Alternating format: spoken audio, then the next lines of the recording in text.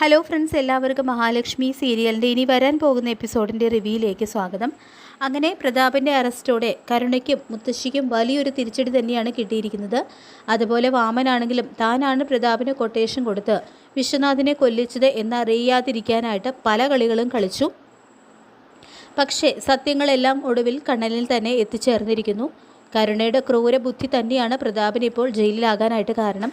അതുകൊണ്ട് തന്നെ എല്ലാം ദൈവനിയോഗം എന്ന് തന്നെ പറയേണ്ടി വരും. അല്ലെങ്കിൽ കണ്ണൻ ഒരിക്കലും വാമനാണ് യഥാർത്ഥ സൂത്രധാരൻ, അതായത് തൻ്റെ അച്ഛൻ്റേത് ഒരു കൊലപാതകമായിരുന്നു എന്നുള്ളൊരു കാര്യം പോലും കണ്ണൻ അറിയില്ലായിരുന്നു.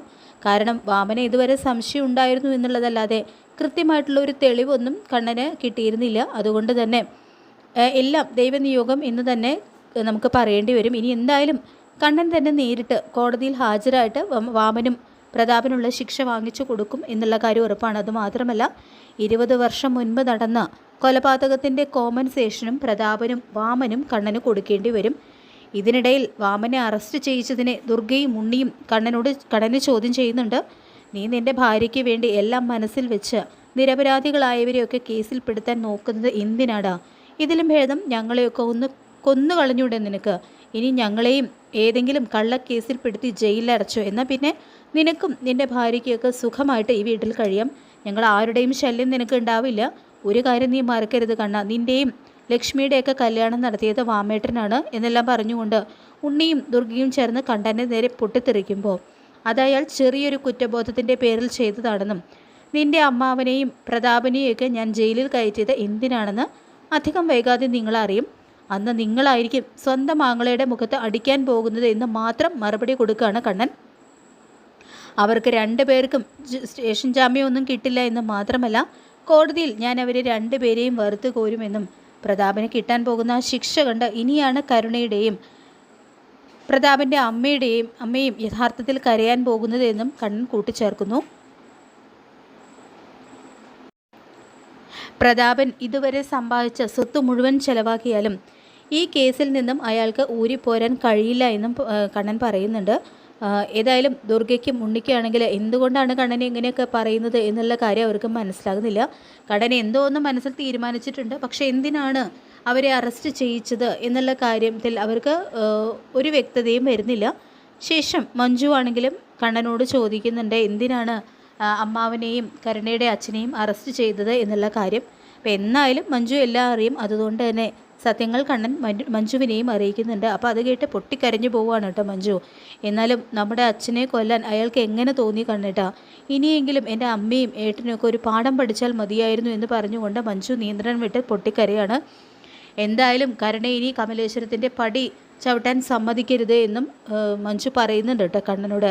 ഏട്ടത്തിയോട് ചെയ്ത ക്രൂരത മാത്രമല്ല, ഇതിനു മുൻപ് നമ്മുടെ അച്ഛനെ കൊല്ലാനായിട്ട് ലോറി ഇടിപ്പിച്ചു കൊന്ന അയാളുടെ മകളല്ലേ കരുണ, അവളെ ഇനി ഒരിക്കലും നമ്മുടെ തറവാടിൻ്റെ പടി ചവിട്ടാനായിട്ട് അനുവദിക്കരുത് എന്നും മഞ്ജു വീണ്ടും കണ്ണനോട് പറയുന്നുണ്ട്. എന്തായാലും പ്രതാപൻ്റെ കേസ് നടത്താൻ പോലും വകയില്ലാതെ കഷ്ടപ്പെടുന്നുണ്ട് കരുണയും മുത്തശ്ശിയൊക്കെ. മാത്രമല്ല അവരെ സഹായിക്കാനായിട്ടും ആരും മുന്നോട്ട് വരുന്നില്ല.